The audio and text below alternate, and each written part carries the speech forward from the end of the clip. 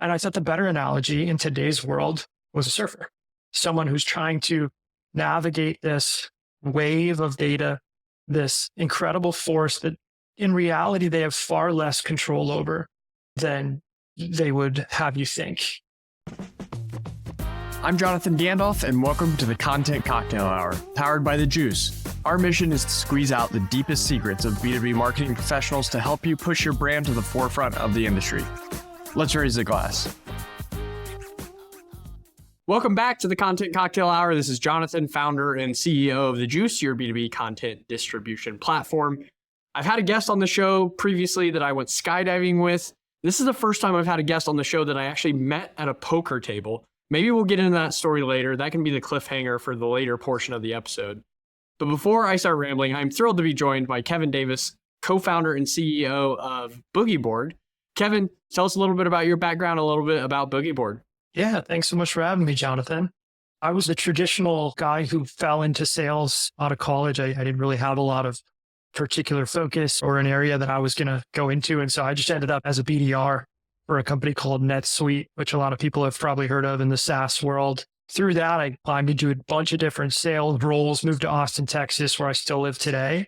And then I eventually went to work for Google Cloud when they were starting to staff up their sales operation, where I did sales and sales operations for the Austin, Texas Google Cloud area and their European arm as well. And eventually got to the point where I was designing territories, which is never a fun thing. And it was so unfun that I decided to start a company around it. That was about a year ago with a couple of co-founders. And so we've since created BoogieBoard, which is primarily a suggestion engine for how you should design territories, and then a home to facilitate the process. I'm fascinated by all of it. And I've got a bit of a soft spot for territory planning, which I'll get into in just a bit. And I love the BDR experience. I never was a BDR, but I almost regret it. I ended up managing a BDR team that reported into the marketing team that I was leading. And I think that's such a powerful experience to have. I mean, a challenging one for sure, but I think it makes for better professionals, no matter the role. I mean, it is a truly foundational skill set that I think is really powerful for all professionals. It's a welcome to the world moment when you have to cold call people all day and you kind of wondering what you're doing with your life, but you have to get through it. Yeah, absolutely. All right. Well, before we jump into territory planning, this is the Content Cocktail Hour. We always like asking all of our guests, what are you enjoying drinking nowadays? So I'm a little boring because I don't drink that much. My wife is actually pregnant. So on her pregnancy, I take a sabbatical from the good stuff. And so I've been drinking this, good for you, this mocktail that they serve it at breakfast in the Netherlands sometimes, where I live for a little bit. And so it's basically sparkling water with apple cider vinegar and then lemon juice. It's extremely acidic and sort of sour, but I used to have it for breakfast in the Netherlands, and now I treat it like my evening mocktail. So it's a bit lame. You can have a few of those if you want. Sometimes people have a sip of it and they get mad at me because they thought it was actually something interesting, but that's what I'm going for. I'm going to have to try that because I've heard of apple cider vinegar kind of being like a wellness, take a shot of it. But that sounds like actually enjoyable and kind of nice. And it sounds like everything else would balance it out. Yeah, it's refreshing. Give it a run. I'll shoot you the recipe. All right. I love that. Well, cool. Let's jump into territory design. I mentioned a soft spot for this. I started my career at ExactTarget, and literally the very first big project that I worked on, I was in a rotational program. So it wasn't even it wasn't what I was hired to do, but it was territory design. And it's crazy to think about a company of that size, trusting somebody who was new to the professional world and didn't have any sales experience, any marketing experience at that time. But they kind of threw me here's all the data sources, here's the team structure, give us your best guess. And I think it speaks to a little bit of what you were saying. This was probably 12 years ago, but a little bit about what you're saying. It wasn't fun. It was literally just a lot of grunt work and pulling from different data sources. Is that the pain point that led you to starting BoogieBoard? Yeah, pretty much. I think often you're this maybe analyst type position. You're given the car keys to go figure out who's going to be getting which accounts, which if you've ever been in sales, which accounts you get matters a lot to your ability to hit quota, your ability to get promoted in the company. And so you end up having some passion about it. And so my original experience with territories was when I was a sales rep and I was complaining to the person with the car keys about why my account base was not as thoughtfully designed as it should have been. And then I was forced into the spot of being under the hood and realizing, oh, wow, this is an insane exercise of data aggregation, of all these different stakeholders with different opinions, and just a spreadsheet to run the show. So yeah, that was pretty much how it went for me. And I have to imagine now in this post-COVID world, has that made, territory design might have been slightly more straightforward when everybody was physically in the market they were selling in the office, maybe sitting next to their team. But I have to imagine post-COVID, the distributed workforces, the distributed completely hybrid or remote environments, has that actually made territory design more complex? It's changed the equation a little bit. What you're talking about is basically the variable of geography and how much that plays into things and the physical presence of a person. And it used to be that you would cut up all these geographical areas and the seller would go knock on doors.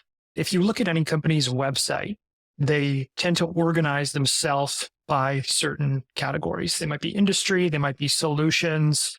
They do that with a goal of focusing their own processes. Territories are no different. They're just a way of organizing accounts to help your sales team to focus and to help your business to focus in a repeatable fashion. And so sometimes if companies have a big time like in-person presence, they'll still keep a heavy geography focus. But with a more distributed concept, it allows them to take some of those other approaches. Like, okay, maybe I'm going to sell based on who I integrate with, take that into account with some of the industries that we best target.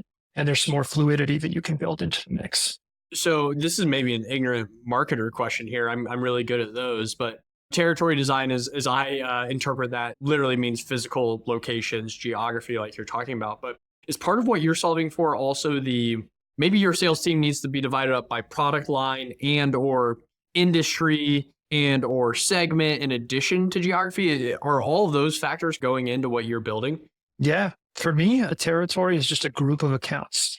That group of accounts can be represented by a zip code, states, countries, or it could just be a list of a multivariable account selection process that we ran. And so we do all sorts of territories. In fact, the word territory often confuses people now. So we've even thought about kind of trying to reinvent that, but we haven't done it yet. Oh, well, that's renaming something. That is the perfect segue into a marketing conversation here, because us marketers love to give things brands and names. I feel like from the marketer perspective, in my marketer lens, the trickle down effect of territory design most literally often plays out in the field marketing. How does field marketing kind of factor into the equation you were referencing earlier around building out territories or these account lists? So one of the considerations when I'm choosing a territory model is the synergies that it's going to create for my team. One of the positives of a geographically focused model is that I can have presence with my field marketer in the area. I have boots on the ground and I can rally people to come to an event or something along those lines. The people that are arguing for geo within a company might bring that up when they're talking about it. And then you can say, hey, it's the proverbial barstool conversation of I know this person from there and they can all come around together. And that's what the sales rep is meant to do. But I think even field marketing is a little less geographically focused now than they were. And so you're seeing kind of a similar concept with the sales territory, I would say, it being more distributed across a set of variables beyond just geography. And then if you are building the kind of the territory, I'm liking the territory in quotes now. If you're building that around product line or segment, that then also trickles into product marketing and kind of go-to-market strategy as a whole, right? Absolutely. So like when I worked at NetSuite, it was just like a great example. If you go on NetSuite's website today, you can sort by product and solution. And so there's like a category for wholesale distributors. And it very clearly talks about who their wholesale distributor target clients are. That means that the sales team is organized by wholesale distribution. That means that the product team is organized by that. That means that the field marketing team has a wholesale distribution focused person. And so it's all built around that concept. And NetSuite's big enough where they also then have wholesale distribution south, wholesale distribution east. And so you can still get geographical layers built into it. But yeah, absolutely. That's an example of how you would rally around in that example in industry. Okay, so then I'm going to just continue down this marketing kind of parallel here because I'm fascinated by it. The rise of account-based marketing and literally list of accounts. We have a targeted account solution inside of our platform. And I've had prospects or customers send us their target account list and it's like 10,000 accounts. I'm like, how targeted is this account list if it's 10,000 accounts, right? But how does territory design and building that kind of account roster for sales reps Is that the same as account-based marketing? I've always felt like account-based marketing, and now I'm just kind of ranting a little bit, but account-based marketing to me has always just felt like that's just good marketing. You should work closely with your sales team and you should coordinate around targeted accounts. But is that kind of what you're building here? Is that first step of an account-based marketing program for go-to-market teams? Absolutely. When you think about account-based marketing or you think about territories, you think about an expression of your ideal customer profile. I always say that territories are an implementation of your ICP. So when we talk to companies and they say, we've gone through this big ICP exercise, so all right, how's it implemented? They say, well, we have it here in this like Google Doc. So no, that's not implemented. The way you implement it is by doing what you just said, which is finding the target clients based on those categories that you want to go after. Now, the difference from ABM to territories is how you're then going to approach those clients or the variables that you might use to determine they're good for ABM versus sales, right? So sales, you might have a person who has a year-long journey that's going to attempt to relate to that account in a number of different ways, whereas ABM still has that concept, but it's done differently through series of content or what have you. When should a company start thinking about territory design? I have a feeling I might not like this answer because I have a feeling it's going to be early and I have a feeling I haven't thought about it enough yet. You probably want to think about which accounts your reps are focusing on. And so if that's territory design, then that should happen from day one. I have 3 people that work at my company, and I do this for myself all the time. But territory design in a more classical sense, where it's something that's implemented, measured, hypotheses are tested, there's more formal rules of engagement, doesn't usually become a pain in the ass for companies until they have 10 or 15 sales reps. They need more clear swim lanes. They're not so unsure about their ICP. Makes sense. Okay, I've got a little bit of time then. I don't feel quite as rudimentary then. So let's maybe shift this perspective to you as founder and CEO. Yeah. I feel like, the founder-led strategy in the early days, there's always that big breaking point of having to shift from founder-led to sales-led or product-led perhaps. But there's always that breaking point when you have to get out of founder-led. A lot of times successful sales, that founder is still involved in it, right? How do you think about this from your seat as you're working with your team or you're working with other startups who are growing into that motion and how the founder should or should not be involved any longer? I think this is one of those where there's not necessarily an empirical truth because different founders will have very different skill sets. With my background, I haven't reached that inflection point, but I already know how hard it is going to be for me to handle. I also think that the founder now has different capabilities that they didn't have a few years ago through founder-led branding. So if I think about how much more effective it is for me to send LinkedIn messages, for me to directly communicate to people because they know who I am more so than they may have been able to access that in the past, I think founder is going to be incorporated into sales throughout the journey, but as more of a spectrum. So I think of it as kind of a dilution over time as opposed to an inflection point. If that makes sense. Yeah, it's not binary. They're involved and they're not involved. It slowly progresses over time. That's really powerful. I like that analogy of the spectrum. So let's talk then about your founder journey. You were, I assume, a very successful sales leader, and then you decided to start a startup in maybe one of the most difficult environments ever to start a business in. Why did you do that? It was mostly a personal thing. My wife and I, we had just had our first son. I was moving back from Europe. COVID had kind of pushed us back from Europe, and it was just time to sort of think about the next life step. And it was also becoming clear to me that I was going to be a little more constrained, feels like the wrong word to use, but I was going to be less flexible in my general life. I was like, okay, the time is now. I'd always wanted to start a business. I had a roster of people that I kept in touch with about that. And so I just started going all in on that concept without necessarily territories in mind. And I had a bunch of wacky and stupid ideas that I tried. I started a Christmas tree company for a little bit that didn't do very well. And then I eventually was like, all right, there is something to knowing what I'm talking about, knowing what I'm dealing with a little bit more. And I went back through my life and I thought about what are the real problems, the real hairy problems that I had to deal with that I feel like I'm capable of solving. That's what led me into the abyss of territory planning. That's cool. I relish the opportunity to ask this question because typically it gets asked of me. So I'm excited to ask of you. What's with the name BoogieBoard? The thing with territory planning is that people think of it as like boring and terrible. And it's just got this like bad vibe to it. And so I wanted the whole thing to be like, this is like a Corona commercial now. Like everybody find your beach and like, let's have some good energy here. We had started thinking about like more nautical stuff. One of the things that had always irked me as a salesperson was being called a hunter. I never liked the concept of like eating my prey, which were like my customers. I just thought it was like weird imagery. And I thought the better analogy in today's world was a surfer, someone who's trying to navigate this wave of data, this incredible force that in reality they have far less control over than they would have you think. And so we started getting into that world where the only way you win your customers is to submit to them like a surfer does to an ocean. I love that. Riding the wave. Most of our listeners, sales and marketing professionals, what's maybe some learnings that you, startup founder, I assume leading go-to-market for the business, as you think about your own sales and marketing motion, what are some lessons you've learned along the way? There's so many. I think like in a macro picture, I assume that because I was coming from Google that I was going to be like pretty cutting edge. I just kind of thought that I would probably knew what was going on. And then I think I came to understand how much faster you can move at a small company, how much new technology you can experiment, and then how much more breadth I can have as an individual throughout that. So there's like this huge kind of macro lens. And what that actually works itself into is spending a lot of time writing, which is really hard for me to make time for that. Trying out like new collaboration tools, like getting into Notion. Like I'd never been in Notion, just like a little thing like that.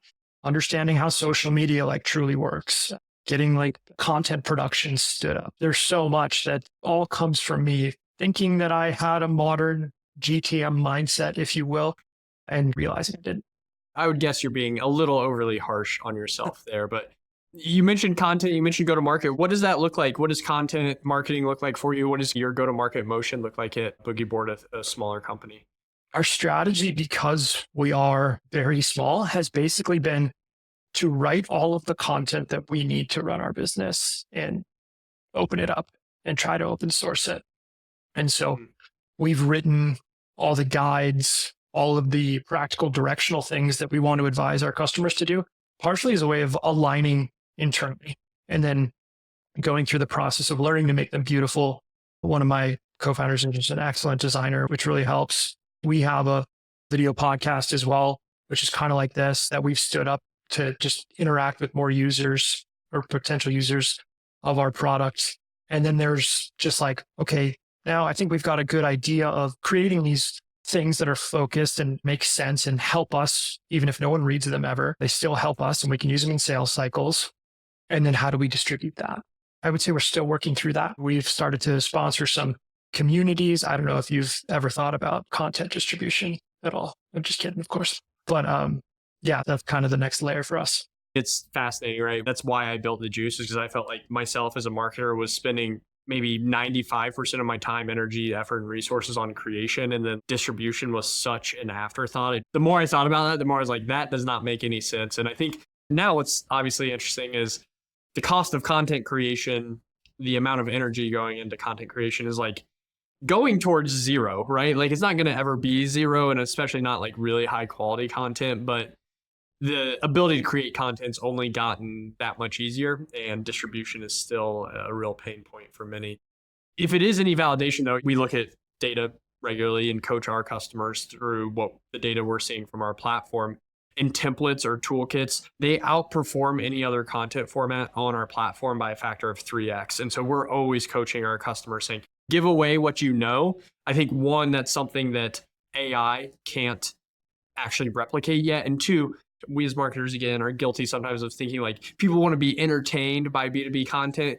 There's a lot of good positive energy there. But so many times when people are engaging with B2B content, it's because they've got a very acute like pain point or very urgent problem or question they're trying to answer or solve. And they just need that template, or they need to be told exactly what to do. So I think you're onto something there by sharing not only things that are helping you internally, but can help your prospects and potentially your customers as well. I actually think that's a super savvy strategy. Oh, well, I appreciate that. It's interesting you bring up kind of the entertainment layer, because I think that's the trap we've mostly avoided so far. But the pull does come to you when you see something on LinkedIn that goes viral and you think, okay, maybe I need to be a little more entertaining. Maybe I need to be a little bit more engaging. And so we are thinking about, just from a design standpoint, like, how do we best convey our voice so that people can hear us authentically and make sure that we do come through in the consumption of it.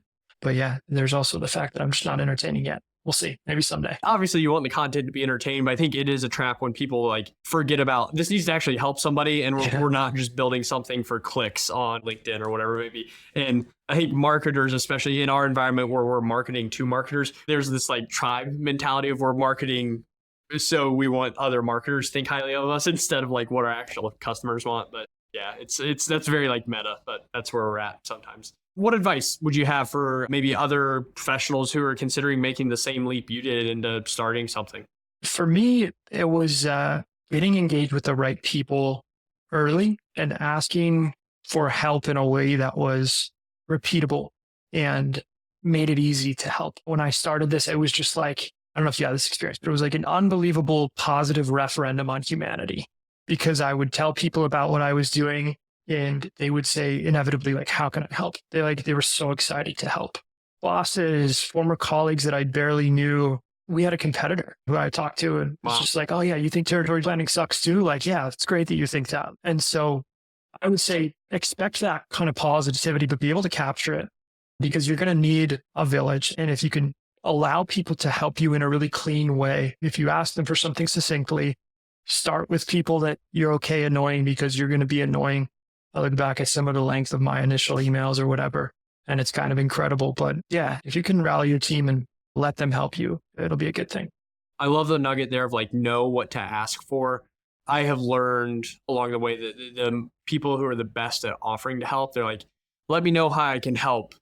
I could do A, B, or C, or like the best use of my network could be A, B, or C. And that's something I always try to do when I'm like, let me know how I can help. Like, perhaps it could be this, and actually like nudge people down that path. But I think you're right. I love that reflection on humanity. But I think like you have to be ready to activate that offer for help in a really meaningful way.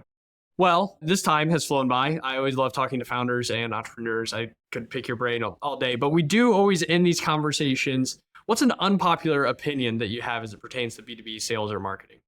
My unpopular opinion is that things are much more the same today than they are different from 10 years ago, from 20 years ago, when it comes to engaging with a B2B buyer and trying to have them become a delighted customer of your product. I think the tooling is different. I think it can look different. It can feel different. I wear a t-shirt and shorts now when I do it. And I do it from a guest room instead of a beautiful corporate office in Boston. But realistically, the goal is the same. And it's to delight customers over a long period of time to build a durable business. And so I find some hope in thinking that there's a real commitment to the fundamentals that we can make that'll hopefully breed results in the long term. That is so good. The more things change, the more they stay the same. I love it. Well, Kevin, if you want to learn more from you or learn more about BoogieBoard, what's the best way to do that? Yeah, hit me up on LinkedIn, Kevin Davis, BoogieBoard. Our website is boogieboard.ai. My Calendly is linked up directly to both things, and I have an open Calendly policy, and I'm here for the connection. So I appreciate the time, Jonathan. This is awesome. I love that. We'll get all of the relevant links in the show notes. Kevin, thanks so much for joining us today. To all of our watchers and listeners, thanks for joining another episode. Until next time, cheers. Thank you for joining the Content Cocktail Hour powered by The Juice. If you want to see more episodes or more resources curated for your role, join us on app.thejuicehq.com. See you next time, same place. Cheers.